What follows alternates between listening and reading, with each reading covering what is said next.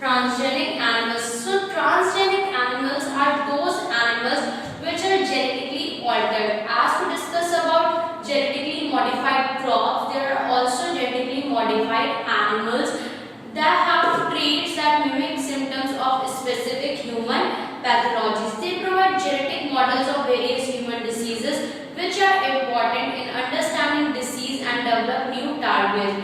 And Gordon and his co-worker described the first gene addition experiment using the microinjection technology, and since then he impact of transgenic technology on basic requirements and research for being significant. Transgenic rats, rabbits, pigs, sheep, cows and fish have been produced. Over 95% of all transgenic animals are mice. The mice is the most important one, which is transgenic animals. So what are the methods which are used for the creation of transgenic animals? How these transgenic animals are created? So the three principles are used, or the three principal methods are used. Number first is DNA microinjection, second embryonic system cell mediated gene transfer, and third retrovirus mediated gene transfer. So the first method, which is DNA microinjection. The first method is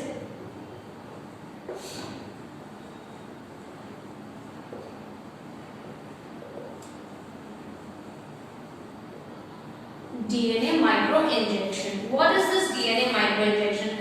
This method involves the direct microinjection of a chosen gene constructed in single gene or a combination of genes from another member of the same species or from a different species into the pronucleus of a fertilized ovum. That means during the process of fertilization, the microinjection is propagated, and from there the genetically modified organism is produced. And this method is most effective in mammals, and this was done by Gordon and Bruddle in 1981.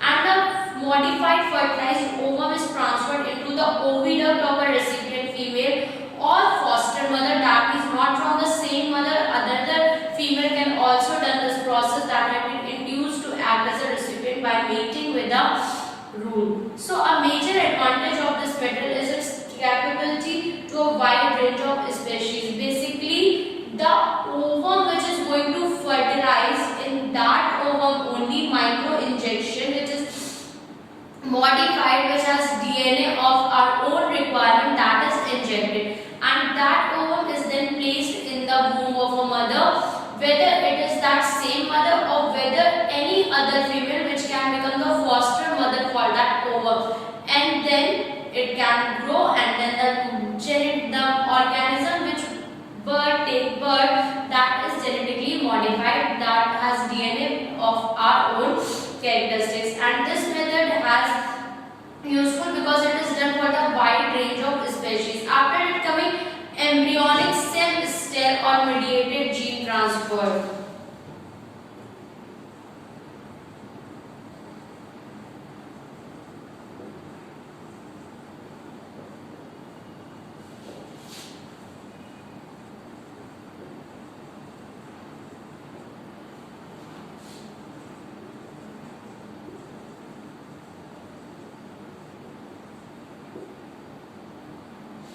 So this is the second technique or second method, and in this method it involves prior insertion of the desired DNA sequence by homologous recombinant into an in vitro culture of embryonic stem cells. These cells are then incorporated into the embryo at the blastocyte stage of development. The result is a chimeric animal. This techniques work particularly well in mice. That means this method is done in culture media. It should be done in stem cells which are prepared in culture medium. There the DNA is inserted of our own needs, and then after the culture has been grown, then the species would be produced with which we require according to our requirement. And this technique is most importantly done in mice only, because mice is more comparable to this technique. After coming the retrovirus mediated gene transfer.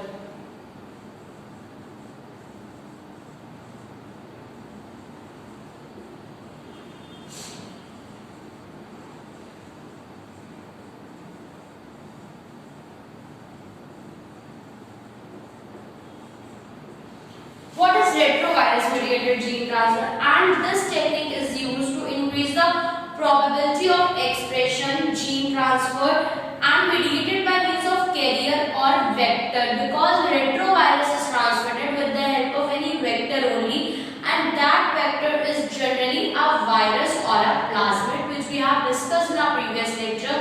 And retroviruses are commonly used as vectors to transfer genetic material into the cell, taking advantage of their ability. What is their ability?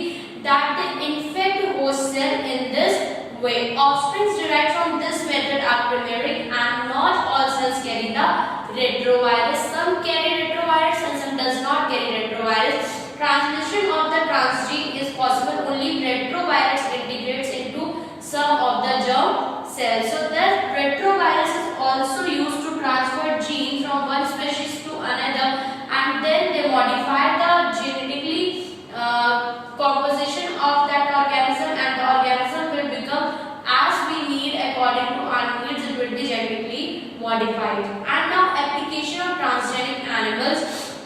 Normal physiology and development is affected with the help of biotechnology. Transgenic animals, we can get animal which is according to our requirement. After that, we can also study different kinds of diseases with the help of biotechnology. Study of diseases is also done with the help of biotechnology. It is possible to study different kinds of diseases. Coming to next point, biological product can be created by introduction of the portion of DNA in the animal. Therefore, biological products are also got from this process. In animal husbandry, that means in the rearing of animals, the animals which we rear, which we will going to prepare in the other culture medium, that animal husbandry, agriculture of animals, that is also affected with the help of biotechnology.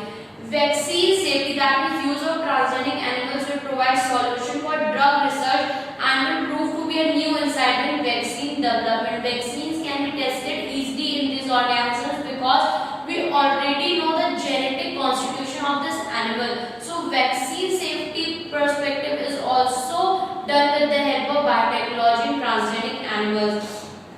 Chemical safety treatment is also done because as we know the genetic composition, we can easily insert the chemicals because we know that which chemical is going to affect and which not. So the application of transgenic animals, the transgenic animals are used for normal physiology and development of organism. Different study of diseases can be done on them. Biological products we got from them. Animal husbandry, that can be done with transgenic animals. Vaccine safety, that is also possible because of transgenic animals, and chemical safety is also done with the help of transgenic animals. So these are some of the applications of transgenic animals. Now coming to the last topic of this chapter, which is ethical issues. As we know that science is a very good for human, but we have to look at the both sides of the coin. As it is good, it is also bad or harmful for the human beings, because with the development of science, the nature is depressing day by day. It does not get its importance and has become very much retarded. So there are some ethical issues, there are some ethics that no one can apply science like that only, that today you are going to manipulate any kind of gene, so you just manipulate it. No, there are some ethics, there are some rules which we have to follow, which the scientists have to follow. So advantages is there, but the Indian government setup organization is GEAC. This is the setup of Indian government whose name is GEAC. This GEAC means Genetic Engineering Approval Committee. When you got approval for the genetically modified organism or genetically modified crop, then only you can use it for the welfare of human beings. So this GEAC will make decision regarding the validity of GM researches and the safety of introducing GM organism for public services. So GEAC has the right to tell you that whether it is wrong or right. So basically biopatents, that means refer to patent obtained by individual, group, society,